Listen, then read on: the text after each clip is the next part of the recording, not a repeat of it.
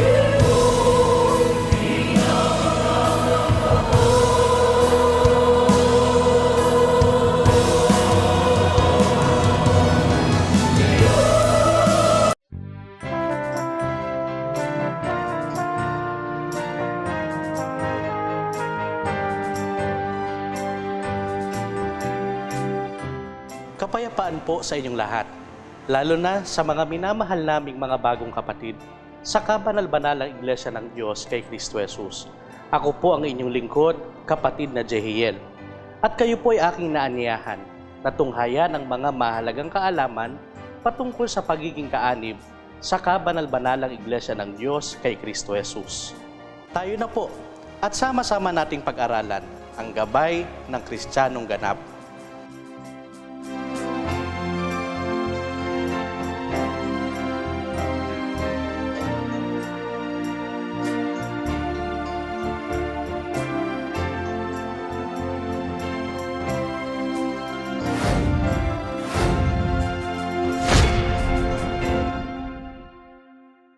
Atin pong ipagpapatuloy ang pagtalakay patungkol sa paksang ang panalangin Kristiyano. Sa pagkakataon naman pong ito ay ating talakayin kung ano-ano ang mga uri ng panalangin Kristiyano na ating pong isinasagawa bilang mga kaanib sa kabanal-banalang Iglesia ng Diyos kay Kristo Jesus. Ang unang uri po ng panalangin Kristiyano na ating tatalakayin ay ang ating personal goal o mga pangsariling mga adikain. Ihabilin mo ang iyong lakad sa Panginoon. Tumiwala ka rin naman sa Kanya at Kanyang papangyayarihin. Sa personal na panalangin ay ating ipinapanalangin ang para sa ating sariling kapakanan. Ipagkatiwala natin sa Panginoon ang lahat ng ating mga plano sa buhay. Sabihin natin ito sa Kanya sa pamamagitan po ng panalangin. Hingin natin sa Panginoon ang Kanyang paggabay sa lahat ng ating mga ginagawang desisyon. Hilingin din natin na ang Kanyang kalooban ang maging ating kalooban upang tayo po ay makatiyak na ang lahat ng pasya na ating gagawin ay magdudulot lamang sa atin ng kabutihan at kasayahan. Sa panalangin din pong ito ay maaari nating sabihin sa Diyos ang ating personal na pagsubok na ating pong pinagdadaanan at mga kabigatan na maaring ating dinadala. Ating ipanalangin hindi lamang ang pansarili nating pangangailangan, kundi maging ang sa kapakanan ng ibang mga tao, lalo na kung may nakikilala tayong nasa pangangailangan. Ang pananalangin para sa kapakanan at kabutihan ng ibang tao ay bunga ng mabuting kalooban ng isang Kristiyano. Una-una nga sa lahat ng mga bagay ay iniaaral ko na manaing, manalangin, mamagitan at magpasalamat na patungkol sa lahat ng mga tao. Gayon din, sa halip na maghiganti, maaari nating ipanalangin ang mga taong nakasamaan ng loob dahil sa kanilang masama o maling ginawa sa atin. Gaya ng ibinili ng Panginoong Kristo Jesus na mababasa po natin sa Mateo Kapitulo 5, versikulo 44. Datapwat sinasabi ko sa inyo, ibigin ninyo ang inyong mga kaaway at idalangin ninyo ang sa inyo'y nagsisiusig. Kung ipananalangin natin ang mga gumagawa ng masama sa atin, hindi po ito nangangahulugang hilingin natin sa Diyos ang kanilang pagkapahamak, kundi hinihiling natin sa Diyos na turuan tayong magpatawad at ang nagkakasala sa atin ay gabayan ng pag-iisip upang makapagsisi sa kanyang kasalanan at huwag nang makapinsala sa iba. Kasama sa panalangin ito ay ang panalangin ng pagpapasalamat sa tuwing tayo ay kakain. Ang ikalawang uri ng panalangin Kristiyano na ating tatalakayin ay ang Ecclesia Officer's Prayer o EOP. Ang EOP ay sinasagawa 15 minuto bago ang takdang pasimula ng kabanal-banalang takdang pagkakatipong pagsamba. Sa panalangin pong ito ay kasamang nakikiisa ang lahat ng mga pamunuan sa Iglesia at mga kapatid na may laang bahagi sa isasagawang pagsamba.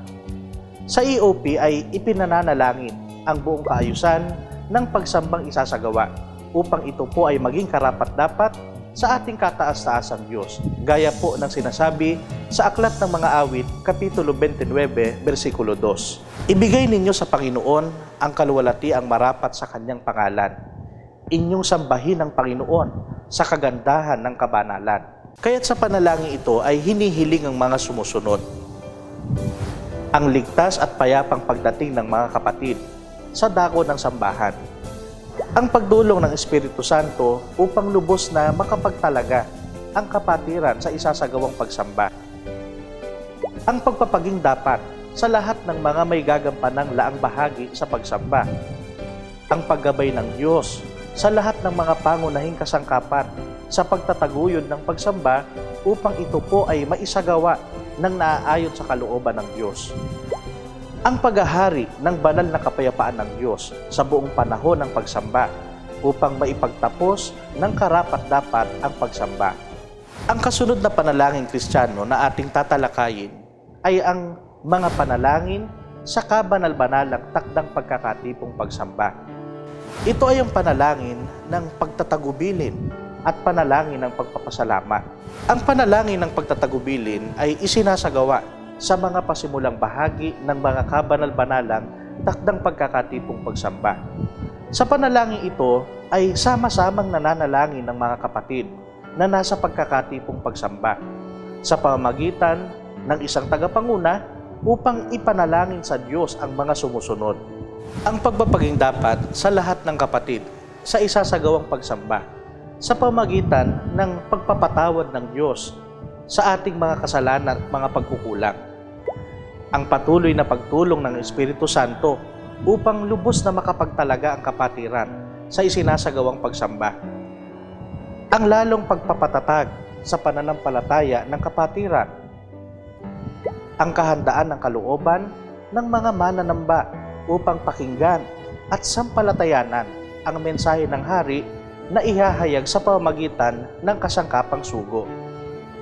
Ang paggabay ng Diyos sa kasangkapang sugo upang maiturong mahusay at malinaw ang mensahe ng hari. Ang panalangin ng pagpapasalamat naman ay isinasagawa sa mga huling bahagi ng kabanal-banalang takdang pagkakatipong pagsamba. Sa panalangin ito, muli ay sama-samang nananalangin ng kapatiran sa pamamagitan ng isang lalaking tagapanguna upang sabihin sa panalangin ang mga sumusunod. Pagpapasalamat sa mapayapa at maayos na pagsambang na ipagtapos. Pagpapasalamat sa mabiyayang aral na inihayag ng Diyos sa pamamagitan ng kasangkapang sugo. Ang pagkaunawa at pagsampalataya sa aral na napakinggan, higit sa lahat ay ang pagsasakabuhayan nito. Pagtatagubilin sa nalikom na abuluyan ng kapatiran, na nawa ay magamit ito sa lalong ikauunlad ng mga gawain ng Iglesia, lalo na ng gawaing pangangaral ng Ebanghelyo ng Kaligtasan. Ang kasunod na uri ng panalangin Kristiyano ay ang sikap misyal.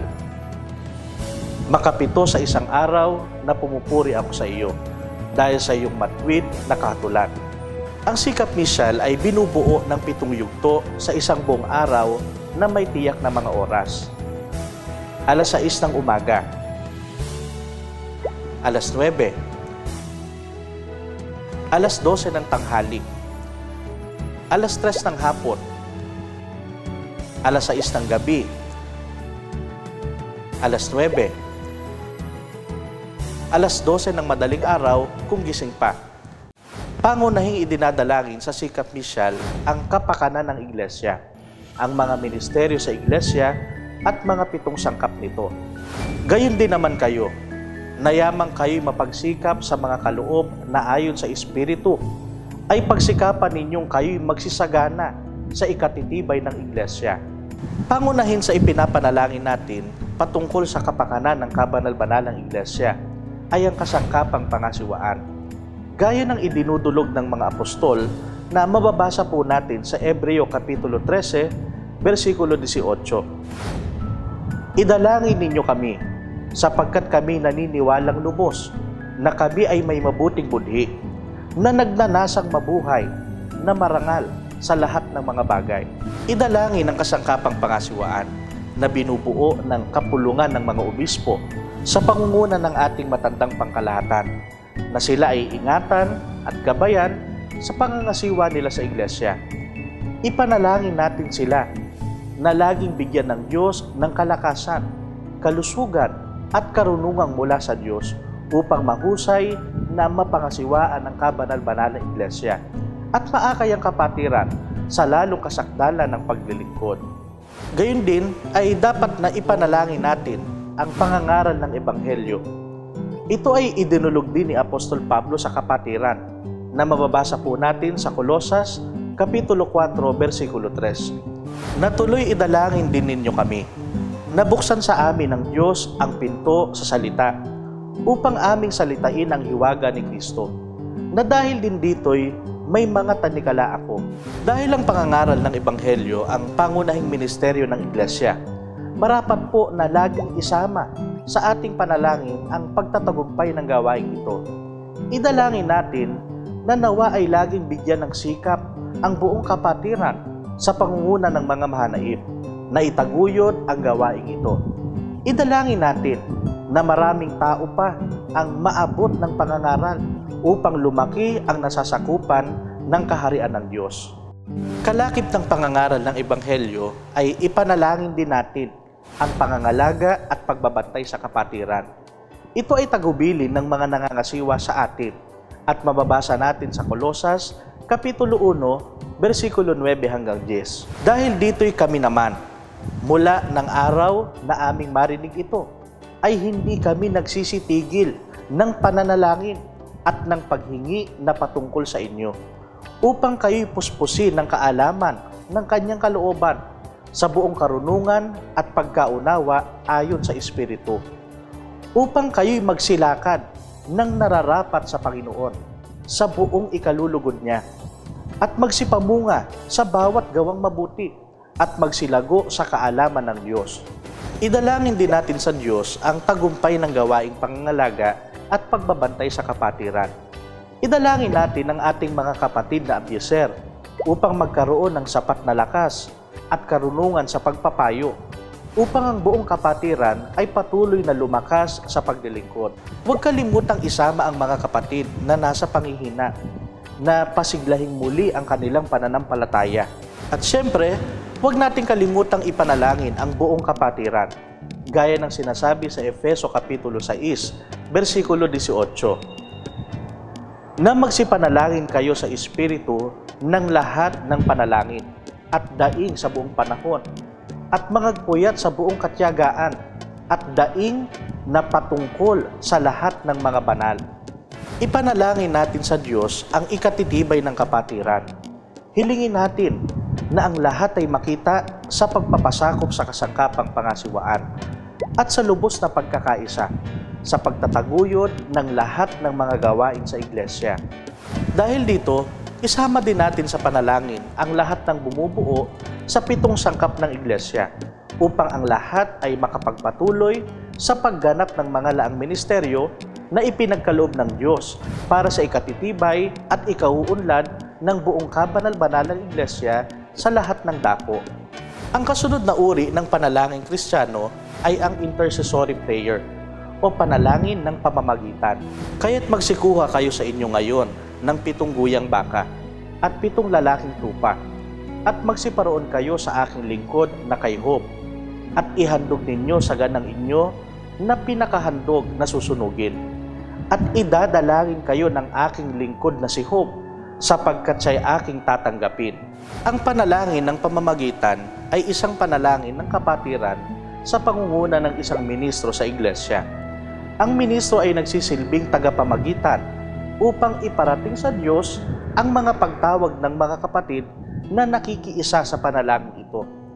Ito po ay kadalasang ginagawa tuwing bahagi ng pagpapasalamat at pagtatagubilin ng mga kapatid sa mga kabanal-banalang takdang pagkakatipong pagsamba tuwing araw po ng Adonai, at sa mga pasalamat ng Iglesia, at gayon din sa iba pang mga pagkakatipong Kristiyano. At ang huli, sa uri ng panalangin Kristiyano ay ang pulong panalangin. At nang sila'y magsipasok sa bayan, ay nagsiakyat sila sa silid sa itaas na kinatitirahan nila, ni Pedro at ni Juan at ni Santiago at ni Andres, ni Felipe at ni Tomas, ni Bartolome at ni Mateo, ni Santiago na anak ni Alfeo, at ni Simong Masikap, at ni Judas na anak ni Santiago. Ang lahat ng mga ito'y nagsisipanatiling matibay na nangagkakaisa sa pananalangin, nakasama ang mga babae at si Maria na ina ni Jesus at pati ng mga kapatid niya. Ang pulong panalangin ay ang pagdalaw ng Panginoon at ng kasangkapang pangasiwaan sa tahanan ng bawat Betel sa Iglesia. Dito ipinagpapasalamat sa Panginoon ang mga naging gawa niya sa isang taon ukol sa Betel na pinagdarausan ng pulong panalangin at pagtatagubilin sa mga araw na dumarating. Ito po ay isinasagawa taon-taon ng Iglesia bilang paghahanda ng kapatiran sa pagdiriwang ng anibersaryo ng Tipan ng Agape. Nawa po ay naging sapat ang mga paalalang ito upang tayo po ay maturuan sa matwid na paraan ng pananalangin. Tandaan na ang panalangin ay takda ng Diyos sa isang Kristiyano, kaya dapat ay masikap natin itong gawin sa lahat ng pagkakataon ng ating buhay upang maging matagumpay sa ating buhay Kristiyano. Patuloy po nating tunghayan ang mga kasunod pang pagtatanghal ng gabay ng Kristiyanong ganap. Muli, ito po ang kapatid na Jehiel. Hanggang sa muli po nating pagkikita, Mispa.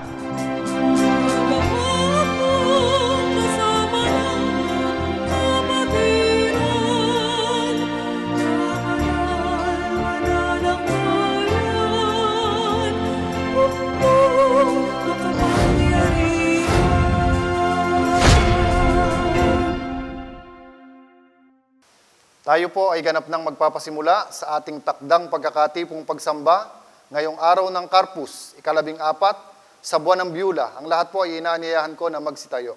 Sa pangalan ng kataas-taasang Diyos na Ama at Hari natin, sa pamamagitan ng kabanal-banalang Iglesia na ating Ina, kayo pong lahat ay aking binabati ng kapayapaan. Purihin ang kataas-taasang Diyos. Awitin po natin ng may kasiglahan at may espiritu ang pambansang awit ng kabanal-banalang Iglesia ng Diyos kay Kristo Jesus, ang awit ng John.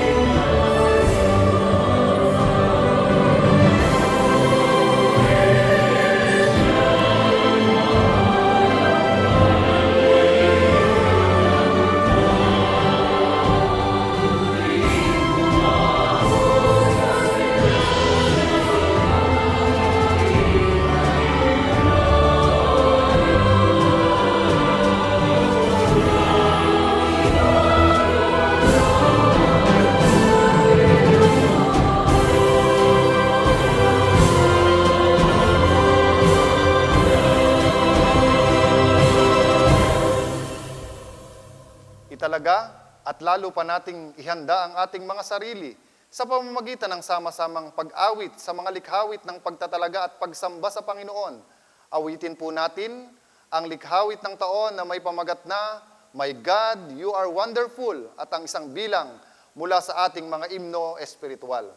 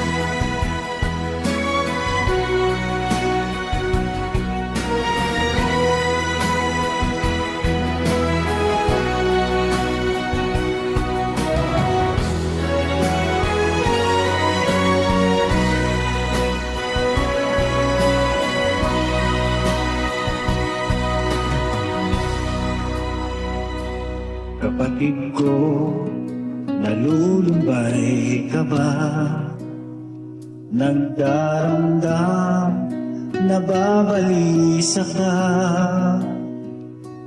Halika na magsama-sama upang maibsan ang iyong lungkot.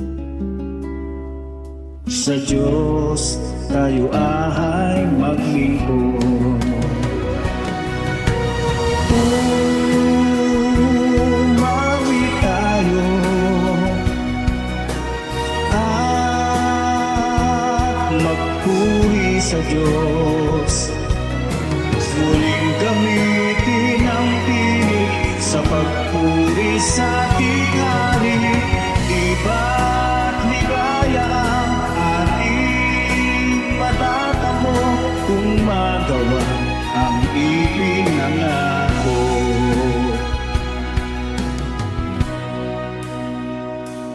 Kapatid ko, nalulumbay ka ba? Nagdaramdam, nababalisa ka? Halika na magsama-sama upang maibsan ang iyong lungkot. Sa Diyos tayo ay maglingkod.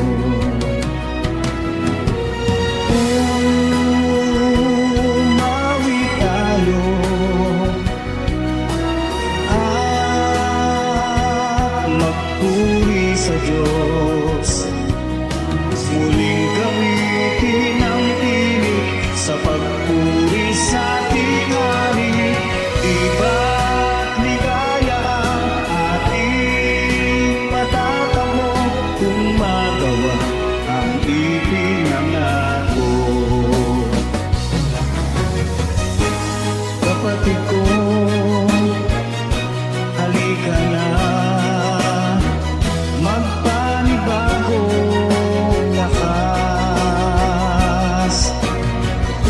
Sa paglalakbay ay sabay-sabay tayong hahakbang.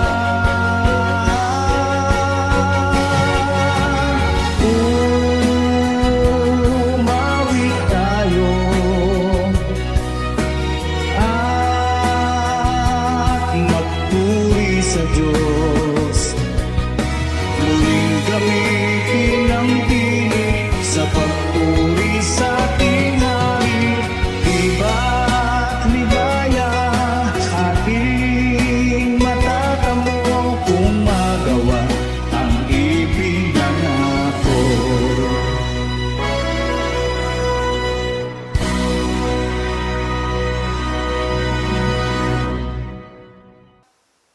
Sa bahaging ito, inaanyayahan ko po ang lahat na muling magsitayo. Awitin po natin ang likhawit ng pagpupuri sa Panginoon. Samantalang pumapasok ang sugo ng kataas-taasang Diyos upang basahin ang mga salita ng pagpupuri at pagpapasalamat sa Panginoon. Tanggapin po natin ang ating minamahal at ginagalang, ang isa sa mga presbitero sa loob ng kabanal-banalang iglesia, ang matandang kapatid na Eliel, Daniel Cruz.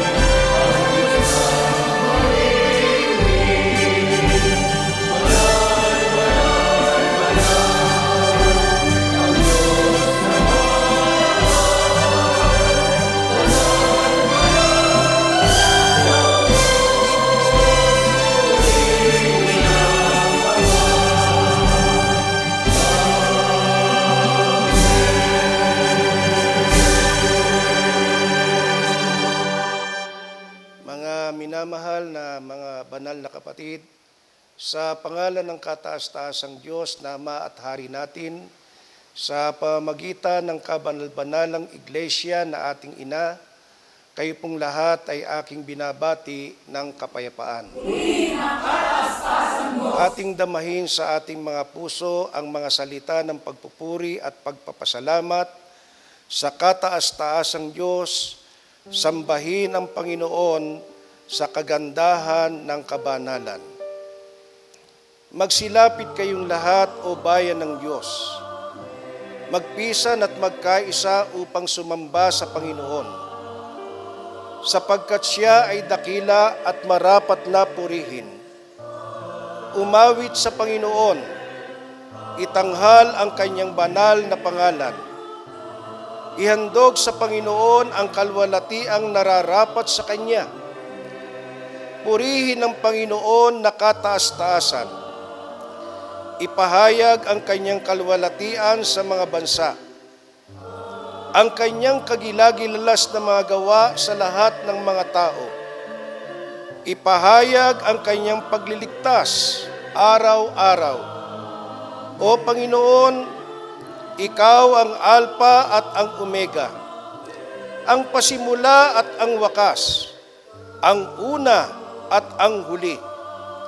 Ikaw na mula sa walang hanggan hanggang sa walang hanggan, ang nag-iisang malwalhati at makapangyarihang Diyos. Ikaw ay kamanghamanghang Diyos, banal, matwid at walang kapintasan. Naparito ka sa amin na may walang hanggang pag-ibig. Kay dakila ng iyong pag-ibig, tapat, dalisay at tunay. Lumapit ka sa amin na may kagandahang loob. Ikaw ang Diyos na Espiritu ay nagkatawang tao. Kataas-taasang hari na nagpakababang tulad sa alipin. Ang makapangyarihang leon ay naging korderong handog. Ikaw ay namatay, inilibing at muling nabuhay para sa aming katubusan. Kaya't sambahin natin ang kataas-taasang Diyos.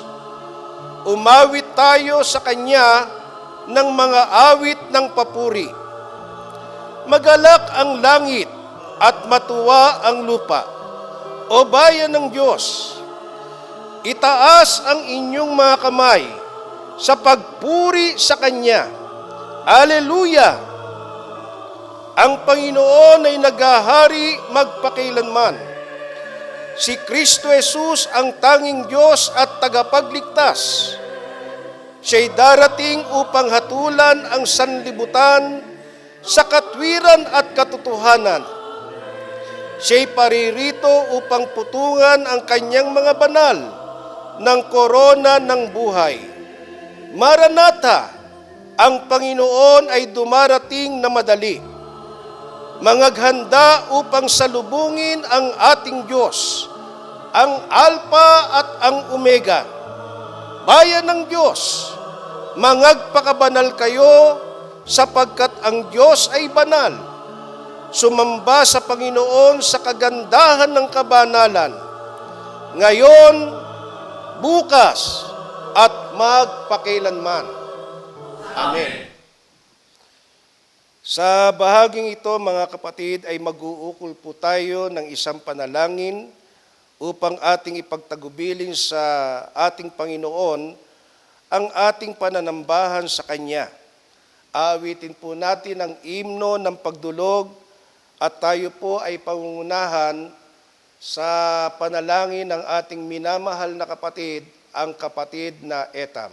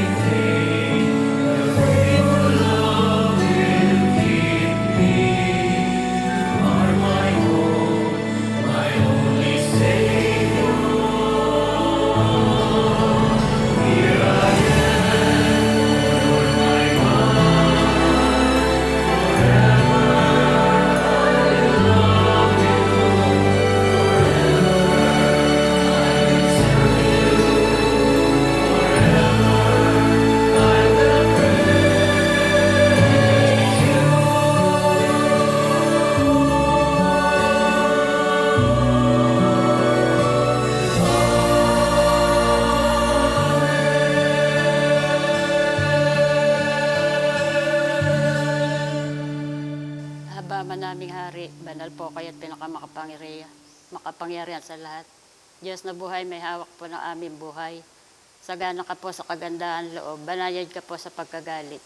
Panginoon, maraming salamat po sa buhay at kalakasan patuloy mo ipinagkakaloob sa amin. Maraming salamat po sa pamamatnubay ng banal mong Espiritu. Sa malaking agape, Ama, na ipinadamo mo sa amin. Tunay po, Ama, na wala kaming maigaganti sa iyo, kundi lubos kaming magpasalamat ng maraming salamat po sa lahat ng bagay. Sambahin ka namin sa Espiritu at sa mga salita mong pawang mga katotohanan. Panginoon, patawarin mo po kami sa marami namin pagkukulang. Nagawa po namin mga kasalanan sa isip, sa salita at sa gawa. Nawa po mapatawad mo po kami pantay-pantay at nawa maging katanggap-tanggap kami tumatawag, maharap sa iyong marangal at malinis mong pangalan. Sa mga oras pong ito, Ama, kami po ay mananambahan sa iyong marangal at malinis mong pangalan. Italaga mo po ang aming mga kalooban. Buksan mo po ang aming mga pangunawa para po lubos naming maunawaan ang lahat ng itinuturo mo sa amin. At ito po'y maisakabuhayan namin at makahawa kaming mahigpit sa iyong turo. Dinadalangin rin po namin sa iyo, Panginoon, ang mga mahal namin sa buhay na hindi mo pa hinihirang. Nawa, kahabagan mo po sila. Tulungan mo sila, Panginoon, paglinawin mo ang kanilang kaisipan.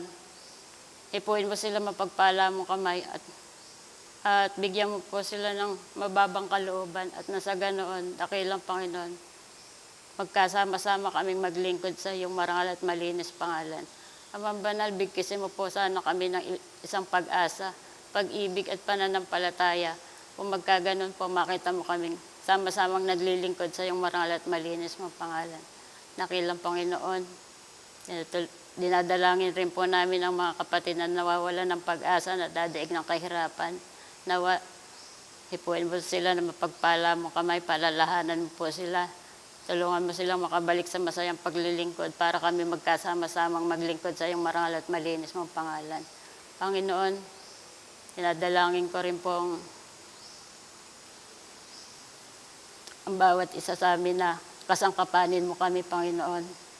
Tulungan mo kami, bigyan mo lang po kami ng malinis na puso, malinis na kaisipan, mababang kalooban. Tulungan mo kami makatulong sa paglago ng iglesia. Bigyan mo po kami ng tanging handog na misyonin para mayroon kaming maipamisyon sa mahanaim. Dakilang Ama, lubos po akong sumasampalataya sa iyo. Kayo po ang aming pag-asa sa aming buhay, tagapagsanggalang sa aming paglilingkod. Huwag mo po kami pababayaan, Panginoon. Masaya man o malungkot ang aming buhay. Tulungan mo kami makapanatili at makahawak ng mahigpit sa iyong turo. Dakilang Panginoon, tulungan mo rin po ang kakasangkapanin mo sa mga oras nito. Banalin mo ang kanyang kalooban, dakilang Ama. Nawa, ipuin mo siya na magpagpala mo kamay. At dagdagan mo po ang kanyang buhay at kalakasan para patuloy mo po siyang kinakasangkapan na maghasik ng iyong banal na katwiran. Dakilang Panginoon, lubos po kami sumasampalataya sa iyo na ang lahat po ng bagay sa iyo namin sinasamo. Sa pangalan po ng Diyos Kristo Jesus, ikaw na aming hari, dakila ka po at nag-iisa ka naming tagapagligtas. Tanggapin at pakinggan natin ang mga kabataan at ang mga awit ng John sa paghahandog ng haing likhawit mula sa sakop Amirohama na may pamagat na Maluwalhating Tagumpay, Hagkan Mo.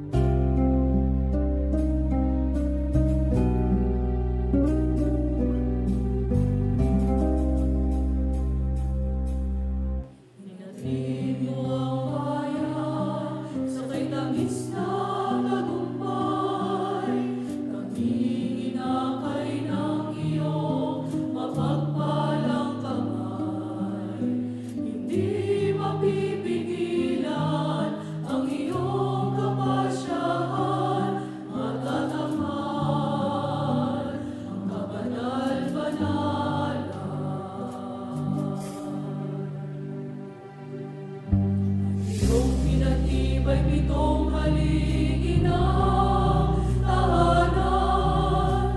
Mga kawal ng pag-ibig ay binanalang kalooban. Oo, buong bayan, isang hukbong magtatanghal, kagilagilalas na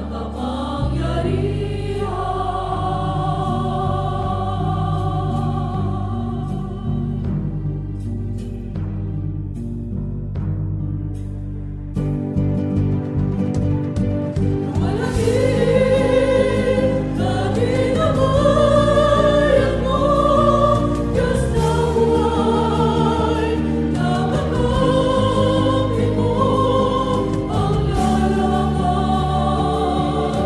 sa atin ay Sion. Huwag magangko, huwag manahon sa kaway, ipagsa sa kalang tayo ay malagi,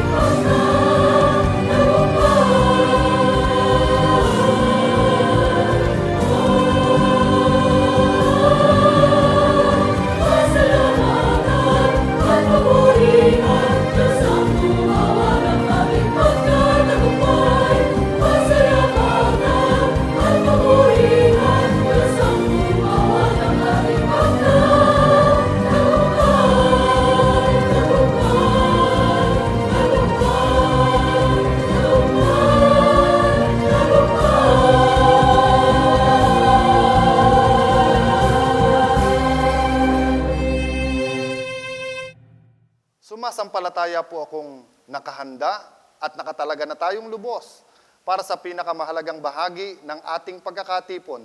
Ating tanggapin ang biyaya ng mga salita ng Diyos sa pagkasangkapan sa kanyang isinugo sa araw na ito, ang matandang kapatid na Eliel. Ako po ay sumasampalataya at umaasa na tayong lahat ay mga nakahanda na upang makinig at tanggapin ang biyaya ng mga aral na inihanda ng Diyos sa pamamagitan ng kasangkapang pangasiwaan. Dahil dito ang paksa na ating pag-aaralan ukol sa araw na ito ay may pamagat na sa biyaya kayo'y nangaligtas sa pamamagitan ng pananampalataya. Ang paksang ito ay hango sa isang talata mula sa Biblia na isinulat ni Apostol Pablo sa mga taga-Epeso, Kapitulo 2, versikulo 8. Ganito ang sinasabi, sapagkat sa biyaya kayo'y nangaligtas sa pamagitan ng pananampalataya. At ito'y hindi sa inyong sarili, ito'y kaloob ng Diyos. Mula sa paksang ito ay liliwanagin sa atin, mga kapatid, kung paano natin tinanggap ang kaligtasan, isang pagsasariwa o pagbabalik-aral sa ating sinampalatayanan at mahalaga na ito ay lubos nating maunawaan upang sa anumang paraan ay hindi tayo madaya o maligaw o mailigaw ninuman. Sapagkat sa panahong ito, gaya ng ating nalalaman, ang mga tao'y may iba't ibang paniniwala tungkol sa kaligtasan. Halimbawa, may nagsasabi na tanggapin mo lamang si Kristo bilang tagapagligtas, ligtas ka na. Hindi na raw kailangan ang iglesia. Ito po ba ay may katotohanan? Ito ba ay sinasang-ayunan ng mga banal na kasulatan? Papaano nga ba tatanggapin ng mga tao ang biyayang kaligtasan? Ito po ay ilan lamang sa mga katanungan na liliwanagin sa atin sa pamagitan ng paksang ito. Sa biyaya kayo'y nangaligtas sa pamagitan ng pananampalataya. Samantala, ano po ba ang kahulugan ng biyaya ayon sa dapat nating maunawaan? Sa wikang Ingles ay grace. Ayon po sa Webster Dictionary, grace is the free unmerited love and favor of God. Grace is God giving us what we don't deserve. Sa Tagalog, ang biyaya ay ang walang bayad na pag-ibig ng Diyos sa mga hindi karapat-dapat. Ang biyaya ay ang pagkakaloob ng Diyos sa atin ng mga bagay na hindi karapat-dapat na mapa sa atin.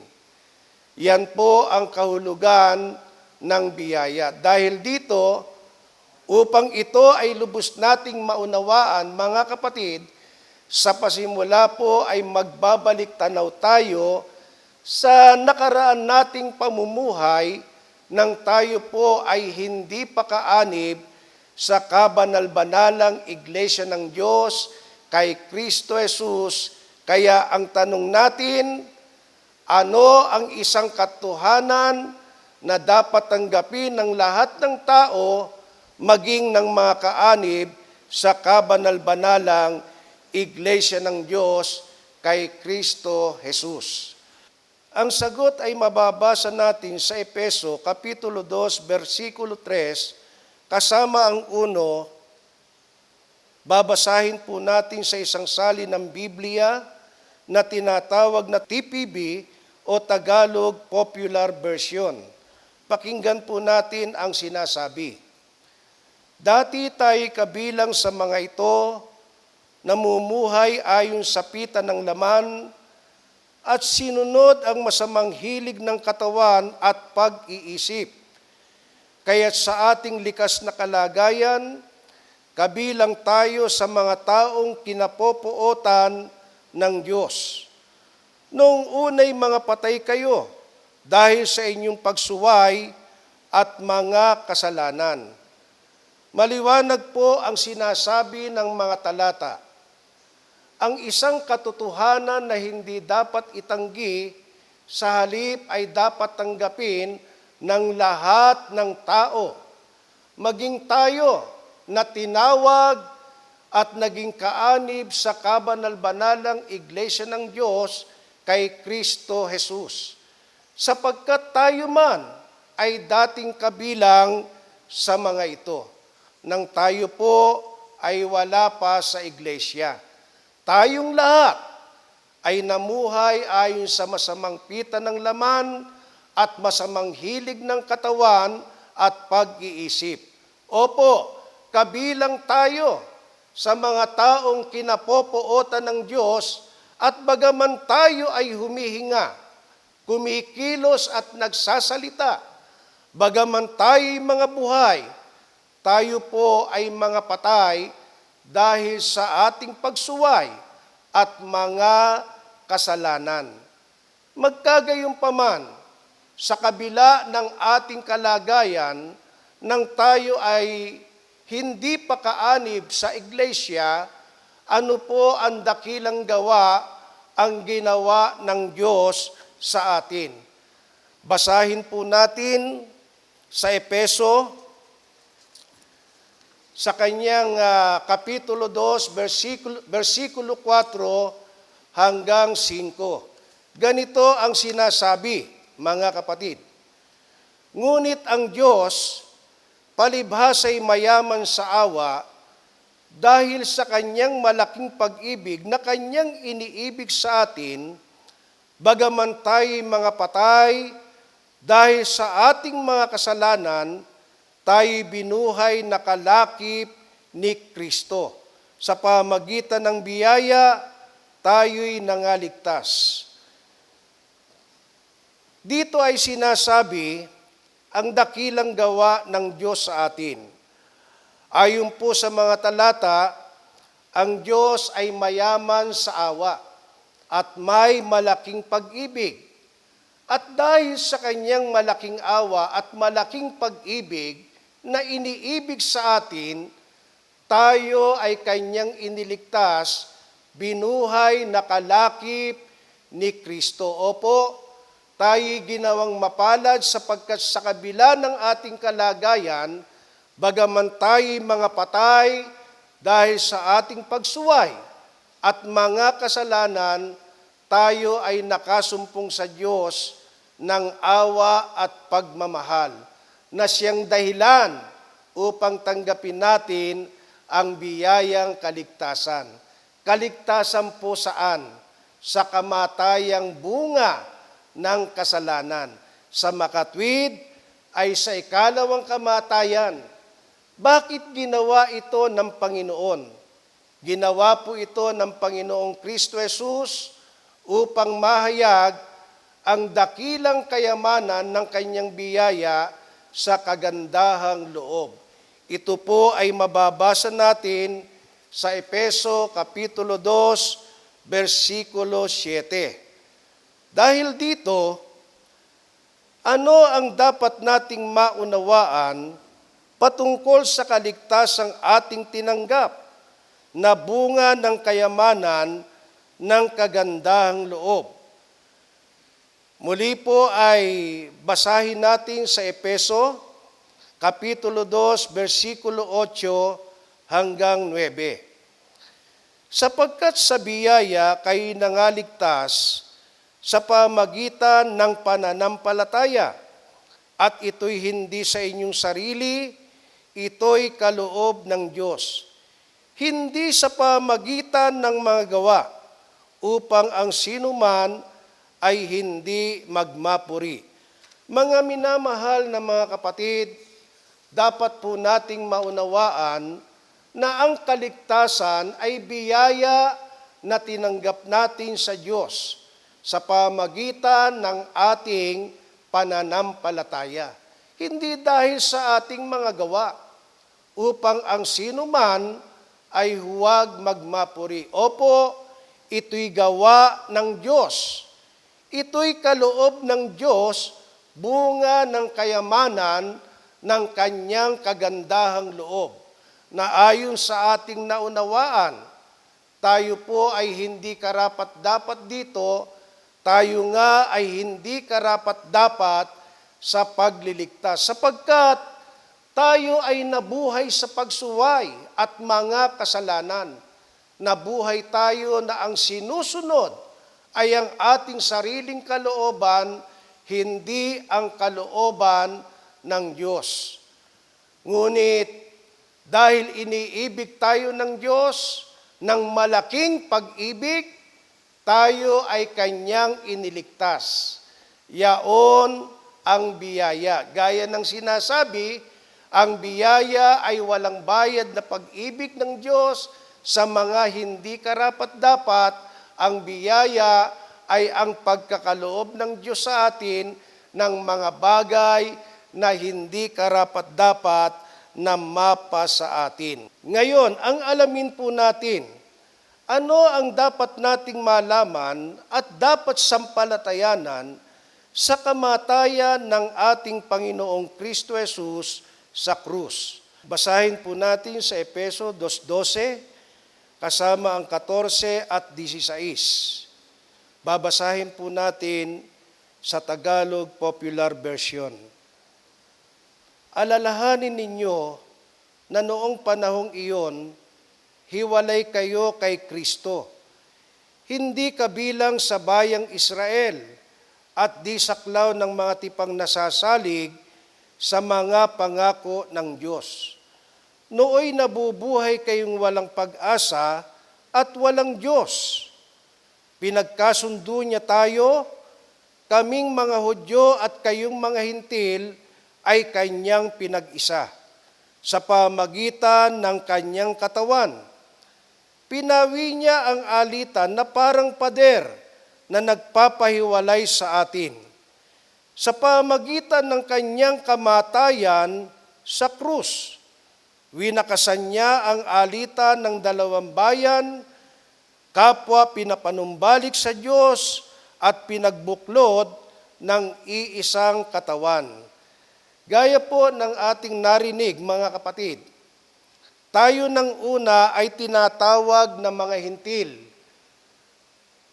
Kapag sinabing mga Hintil, mga hiwalay kay Kristo at hindi kabilang sa bayang Israel, hindi saklaw ng mga tipang nasasalig sa mga pangako ng Diyos.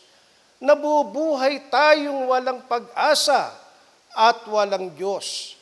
Ngunit dahil sa kanyang malaking pag-ibig, winakasan niya ang lahat ng ito. Sa pamagitan ng kanyang kamatayan sa krus, kanyang pinagkasundo tayo at ang mga Hudyo at kanyang pinag-isa ang dalawa sa pamagitan ng kanyang katawan. Mga kapatid, ano po ang nais ituro sa atin ng mga pangyayaring ito? Mga kapatid, sampalatayanan natin na sa pamagitan ng kamatayan ng Panginoong Kristo Jesus doon sa krus, tayo ng mga Hintil, mga hiwalay kay Kristo at Israel, mga Hudyo, ay kapwa iniligtas, pinanumbalik sa Diyos at pinagbuklod sa iisang katawan, na kung ating uunawain, mga kapatid, siyang nagbukas sa lahat ng tao upang tumanggap ng kaligtasan. Ang tanong, alin ang katawang tinutukoy? Kung saan kapwa pinagbuklod ng Diyos ang mga Hintil at mga Hudyo upang tumanggap ng biyayang pagliligtas sa pamagitan ng pananampalataya. Sa Efeso, Kapitulo 1, versikulo 22 hanggang 23. Babasahin po natin sa Tagalog Popular Version. Ipinailalim ng Diyos sa kapangyarihan ni Kristo ang lahat ng bagay at siya ang ginawang ulo ng iglesia. Ito ang katawan ni Kristo, ang kapuspusan niya na pumupuspos sa lahat. Alin ang katawang tinutukoy? Maliwanag po ang nasusulat. Maliwanag po ang ating nabasa. Ito ang katawan ni Kristo. Subalit wag po nating ipagkamali, mga kapatid, hindi po ito ang katawan ni Kristo na napako at namatay sa krus. Kung gayon, alin po ang katawang ito? Ang katawan ni Kristo ayon po sa binabanggit ng mga talata ay walang iba kundi ang iglesia. Ang kabanal-banalang iglesia ng Diyos kay Kristo Jesus. Dito po pinag-isa o pinagbuklod ng Diyos ang mga Hintil at mga Hudyo na tumanggap ng pagliligtas sa pamagitan ng pananampalataya. Opo, at dahil dito mga kapatid, dapat nating makita, mahalaga ang iglesia para sa ikaliligtas ng tao. Hindi po totoo yaong sinasabi ng iba na hindi raw kailangan ang iglesia. Sapat na raw na tanggapin mo lamang si Kristo bilang iyong tagapagligtas, ligtas ka na. Hindi nga maaari, mga kapatid, sapagkat ang iglesia ang katawan ni Kristo at siya ang ulo. Papaanong tatanggapin ng tao si Kristo kung hindi nila tinatanggap ang kanyang katawan, ang kanyang iglesia? Mga kapatid, tandaan natin, kailangan ng tao ang iglesia. Lubos po nating sampalatayanan ang iglesia, ang kabanal-banalang iglesia ng Diyos kay Kristo Jesus bilang katawan ng Panginoong Kristo Jesus, kung saan dinadala at tinitipon ng Diyos ang mga tatanggap ng pagliligtas. Mga kapatid, ano po ang katunayan nito, mga kapatid? Ang sagot ay mababasa natin sa mga Gawa 2:47, huling bahagi, babasahin po natin sa New King James Version. And the Lord added to the church daily those who were being saved. Maliwanag po ang sinasabi, mga kapatid. Sa iglesia, idinaragdag o ibinibilang ang mga ililigtas. Dahil dito, walang dahilan ang tao upang hindi niya tanggapin at sampalatayanan ang iglesia. At sa atin o sa panig natin, wala tayong dahilan upang ito ay hindi natin mahalin at pagmalasakitan, sapagkat gaya ng ating sinampalatayanan, mga kapatid, nasa iglesia ang kaligtasan. Ito ang ililigtas ng Panginoon. Gaya ng nasusulat, siya rin ang tagapagligtas ng katawan sa makatwid ay ng iglesia.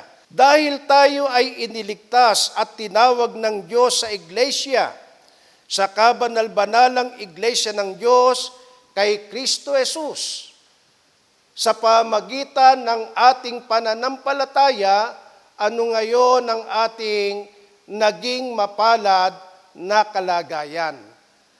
Ang sagot po ay ating babasahin sa Efeso 2:19. Pakinggan po natin ang sinasabi. Kaya nga hindi na kayo mga taga-ibang lupa at mga manglalakbay, kundi kayo mga kababayan na kasama ng mga banal at bahagi ng sambahayan ng Diyos. Mga minamahal na mga kapatid, ito na ang kalagayan natin ngayon. Opo, ang mapalad na kalagayan, buhat ng tayo ay tawagin ng Diyos sa kanyang iglesia at tumanggap ng biyayang pagliligtas sa pamagitan ng ating pananampalataya. Tayo ngayon ay hindi na mga taga-ibang lupa at mga manglalakbay, kundi tayo ay mga kababayan ng mga banal at bahagi ng sambahayan ng Diyos. Opo, tayo ngayon ay pamilya na ng Diyos. At dahil pamilya o sambahayan ng Diyos, tayo ay nakatitiyak na ating tatanggapin ang kanyang mga pangako hindi lamang sa buhay na ito, kundi maging sa buhay na darating, ang buhay na walang hanggan. Sa huli, mga kapatid, ano ang mahalagang aral o mensahe ang nais iwan sa atin ng pag-aaral na ito? Efeso 2:10, huling talata na aking babasahin. Sapagkat tayo'y kanyang gawa na nilalang kay Kristo Jesus para sa mabubuting gawa, na mga inihanda ng Diyos ng una upang siya nating lakaran.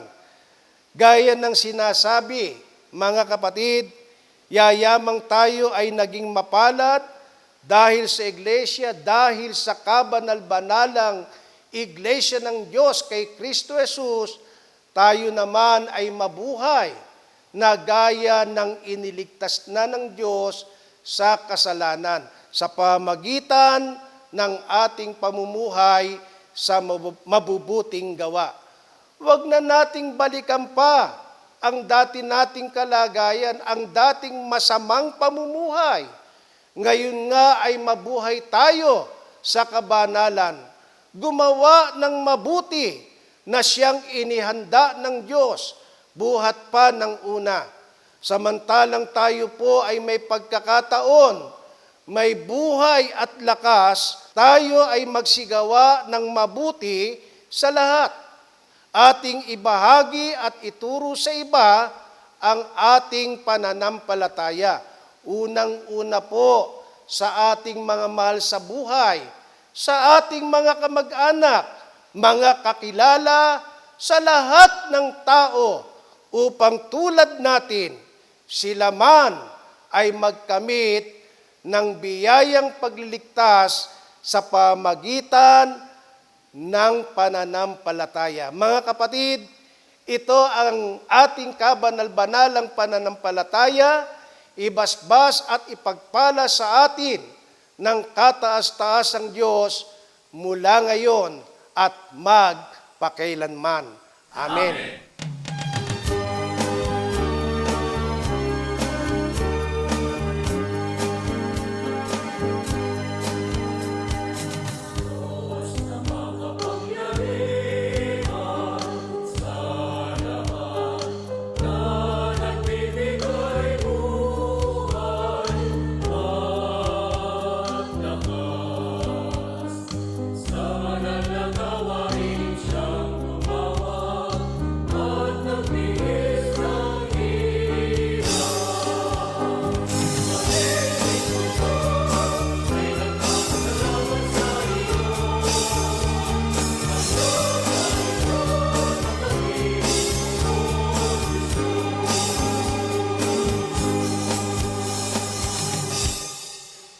Aba, Ama namin Diyos, Ikaw po ang Diyos naming dakila at makapangyarihan po sa lahat. At Ikaw rin po, Panginoon, ang pinagkakautangan po ng aming buhay at kalakasan sa po ng aming mga tangkilik sa buhay na ito. Ama, marami po salamat. Sa araw na ito'y pinagkalooban mo po kami ng mga pagkakataon. Ikaw po'y aming mapaglingkuran, masamba ka namin sa Espiritu at ng iyong salitang pawang katotohanan. O Diyos, kay dakila mo, Ama, walang kasing katumbas ang iyong mga pagmamahal sa amin. Ang iyong mga biyaya na sa araw na ito'y nadama namin upang kami po ay manatili sa kalakasan ng paglilingkod. Pakiusap lamang po namin sa iyo, Ama. Patuloy mong ipagkalob sa amin ang kababahan ng kalooban, ang pagmamahalan magkakapatid, upang sa pamagitan ito, Ama, makita ng sanlibutan sa aming pag-ibigang magkakapatid, makilala nila kami yung mga anak na tinatawag sa iyong marangal na pangalan. Salamat, Ama, sa walang pagsawa mong pagtuturo sa amin ng iyong mga katwiran. Sadyang ito lamang po ang aming laging inaasam na kami magkaroon ng kalakasan lagi ng pananampalataya. Alam po namin na marami pa pong mga dadanasan naming mga kahirapan sa sanlibutan ito. Kaya dahil dito, lagi naming nadadama ang iyong presensya. Ikaw ang lagi ay sumasa amin. Kaya nawa, Panginoon, manatili sa amin ang kapayapaan upang anumang ang dumating ng mga pagsubok sa amin, nananatili kaming nakapagbibigay kapurihan sa iyong malinis na pangalan. Bukod dito, Ama, isinasamo po namin sa iyo ang mga kaunting halagang ito. Sana'y makatulong pa po ito sa mga pagpalaganap ng iyong kaharian upang hindi lamang po kami, mga anak mo, nakapagpupuri at nagbibigay ng kaluwalhatian sa iyong dakilang pangalan. Pagpalain nawa ang mga halagang ito at higit sa lahat ang iyong pagpapalat bendisyon, pantay-pantay mo pong igagawad nawa sa bawat isa sa amin. Palibasa ay aming pakiusap sa tangi at marangal mo pong pangalan, Diyos at Kristo Jesus, ikaw po ang aming hari at dakilang tagapagligtas. Amen.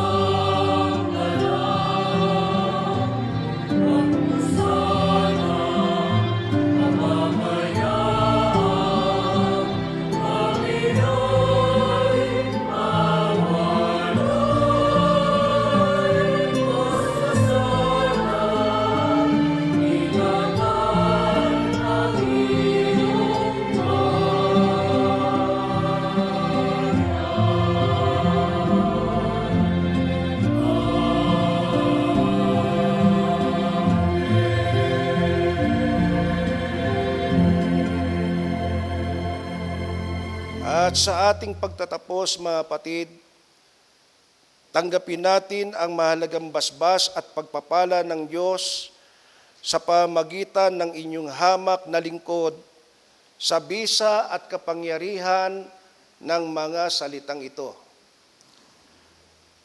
Ang dakilang agape ng kataas-taasang Diyos na Ama at Hari nating mga magkakapatid, ang biyayang pagligtas ayon sa panukalang walang hanggan na kanyang inihayag at binigyang halimbawa nang siya'y magkatawang tao sa pangalang Kristo Jesus.